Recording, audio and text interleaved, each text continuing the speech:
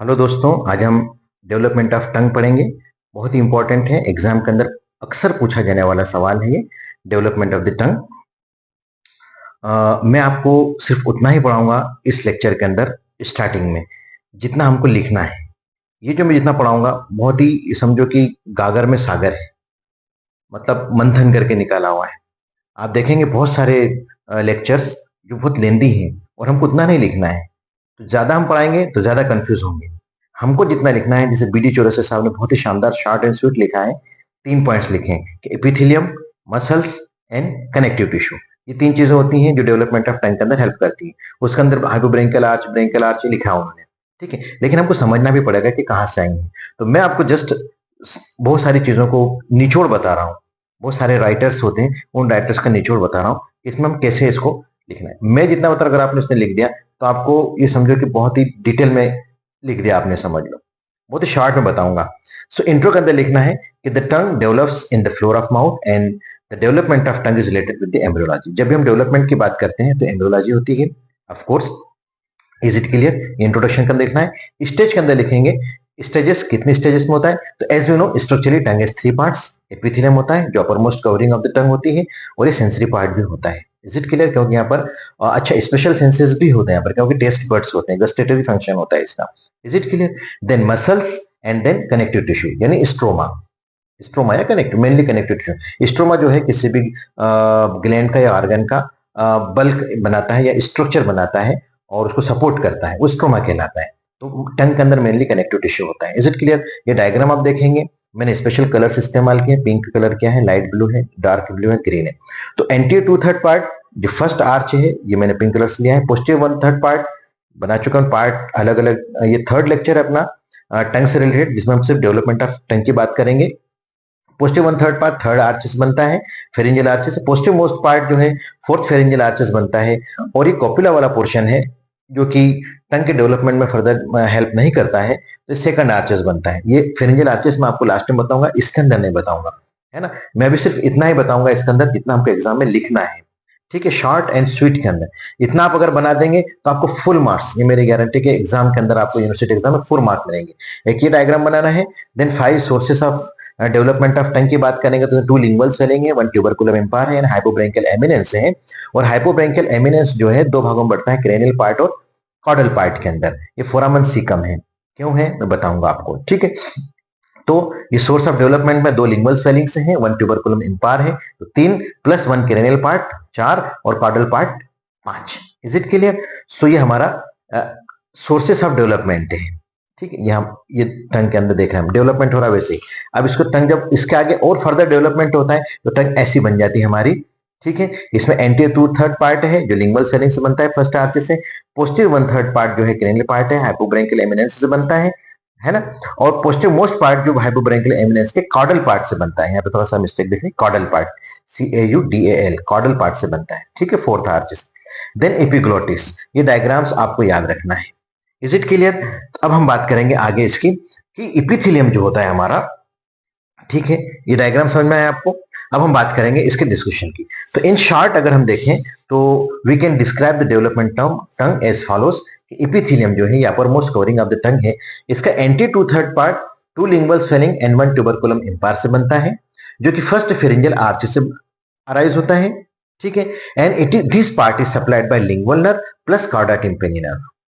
कार्डा tympani nerve special senses के लिए होता है। स्पेशल सेंस मतलब स्वाद के लिए होता है, टेस्ट के लिए होता है, टेस्ट बड्स के लिए होता है, फेशियल नर्व की branch. Is it clear?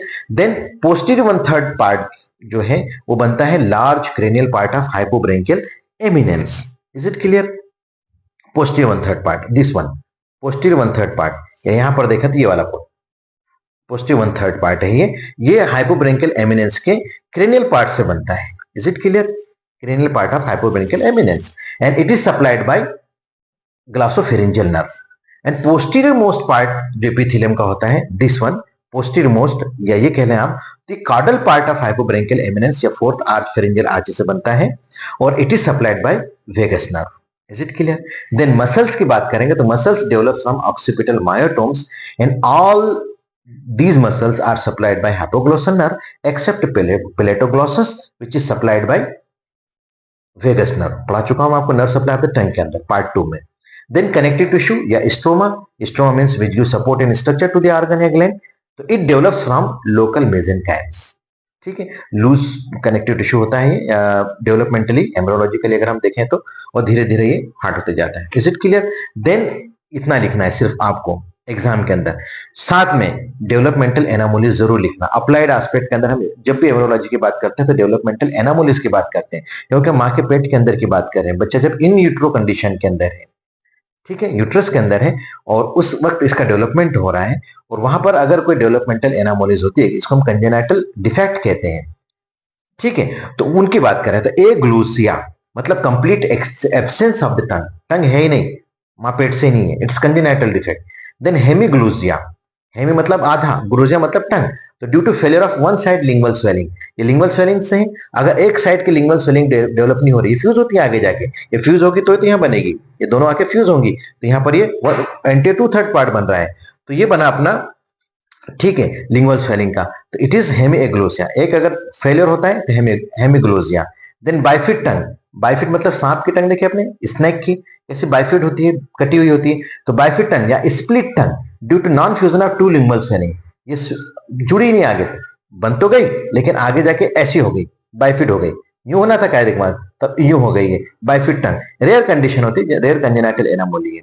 Then tongue tie, tongue tie is again या एंकाइलोग्लोसिया, एंकाइलो मतलब मूवमेंट रुक जाना, ग्लोसिया मतलब टंग की, तो it is a condition which restrict the range of movement of tongue, हमारे टंग की रेंज कितनी मूवमेंट की, बहुत सारी है, अब वो रिस्ट्रिक्ट हो गई, तो it occurs due to incomplete formation of alveolo lingual swelling, it often resolves itself, अपने आप ठीक हो जाती है, या it may need surgery, surgery भी करना पड़ सकती है।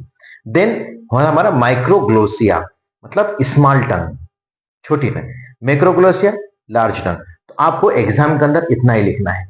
अब मैं ये हमारा 7 मिनट का लेक्चर जो है सिर्फ इतना है, और जितना मैंने आपको ये नोट्स दिए हैं ये वाले, ठीक है, आपको सिर्फ एग्जाम में इतना ही लिखना है, लेकिन जो डायग्राम्स मैंने पीछे बनाए हैं ये आपको जरूर बनाना है, ये वाले डायग्राम्स आपको तीनों जरूर बनाना है। Is it clear? ये तीनों डायग्राम्स अगर आपने बना दिए तो आपको फुल मार्क्स मिलेंगे। Is it clear? अब हम बात करेंगे फेरिंजियल आर्चेस क्या होते हैं। अब जो मैं पढ़ा रहा हूं इसके बाद वो आपके समझने के लिए है, ठीक है, कि ये क्या समझना है हमको, ठीक है। अब मैं आपको बताता हूं कि हमारे नेक के अंदर दोनों साइड में फेरिंजियल आर्चेस मिलती हैं। फॉर एग्जांपल ये हमारा चेहरा है, ठीक है, चेहरा, ये हमारी नेक है, तो नेक के अंदर दोनों साइड में यहां पर फेरिंजियल आर्चेस मिलती हैं, these are the pharyngeal arches. वो कैसी होती हैं?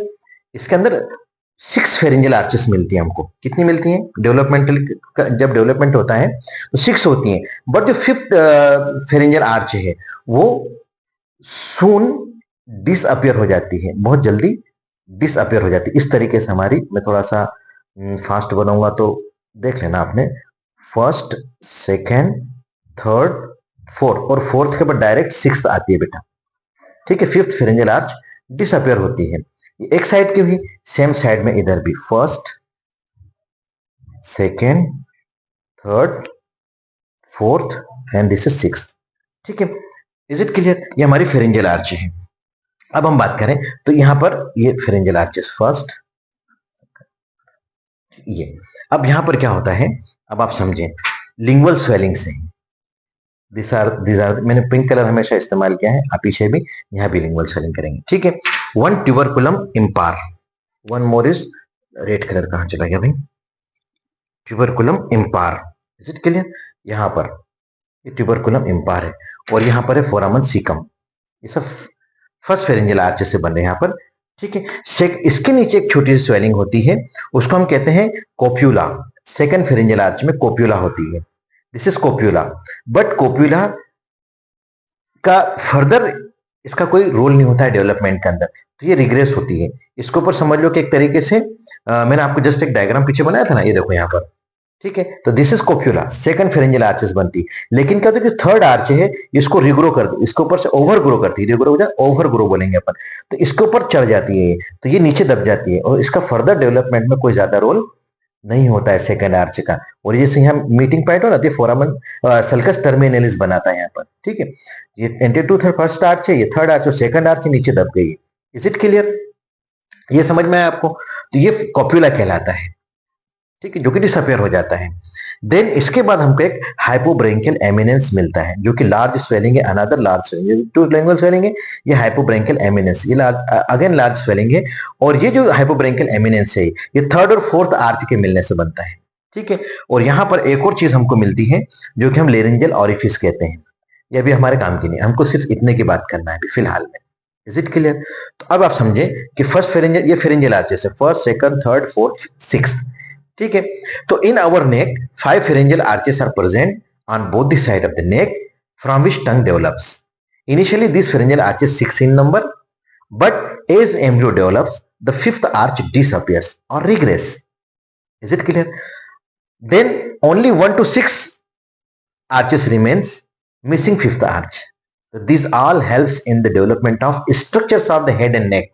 हेड एंड नेक के जितने स्ट्रक्चर्स हैं उसमें हमको मदद करती है, जैसे मसल्स हैं, टंग है, थायराइड है, कार्टिलेजेस हैं, बोन्स हैं, नर्व्स हैं, उसके अंदर ही हमको हेल्प करती है हेड एंड नेक के।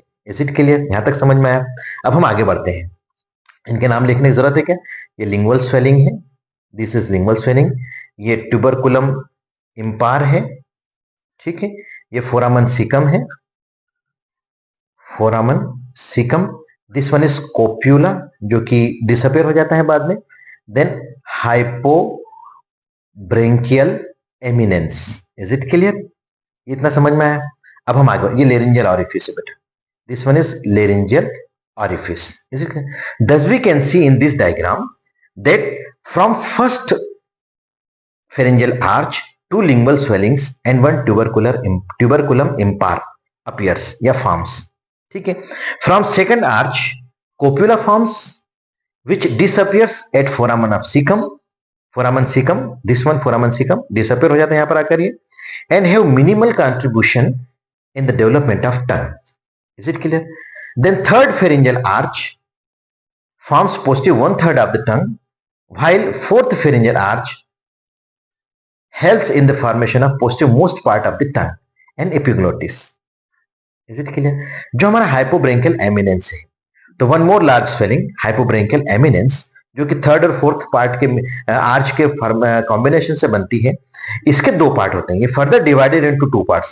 This pharyngeal hypobranchial eminence is further divided into one large cranial part and one small, ये मैं आपको इससे बना देता हूं, ठीक है, one small caudal part. Is it clear? ये दो भागों में बढ़ गया। हाइपोब्रेंकियल एमिनेंस यहाँ पर दो भागों में बढ़ा है, तो ये क्रेनियल पार्ट बना है इसका, and this one is caudal part hypobranchial eminence का। Is it clear? ये पार्ट यहाँ पर हमने बनाया है।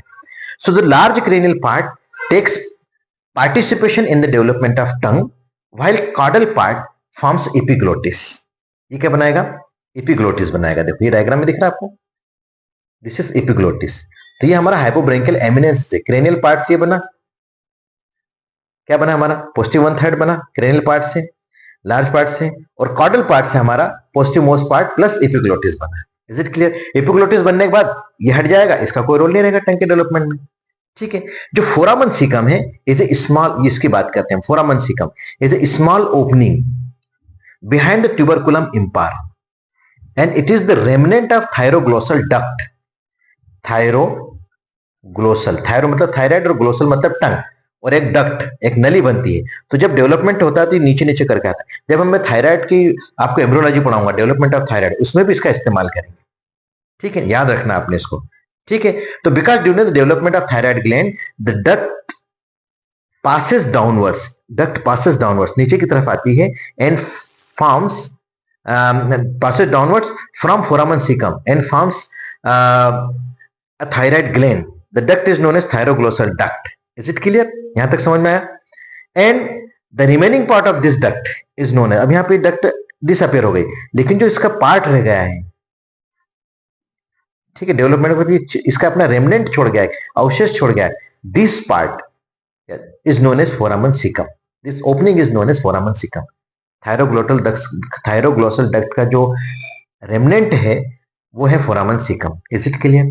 यस, ये बताता है कि यहां से ये डक्ट का अस्तित्व है, बचा हुआ है, ठीक है। अगर आपको याद हो, मैंने आपको टंग बना के बताया था जब हमारे पार्ट्स फर्स्ट और सेकंड दोनों पढ़े थे, तो हमारी टंग थी, इसमें हमने इस तरीके से बनाया था कि this is foramen caecum, this is sulcus terminalis, anterior 2/3, posterior 1/3, ऐसा मतलब दिस इज फोरामन सिकम।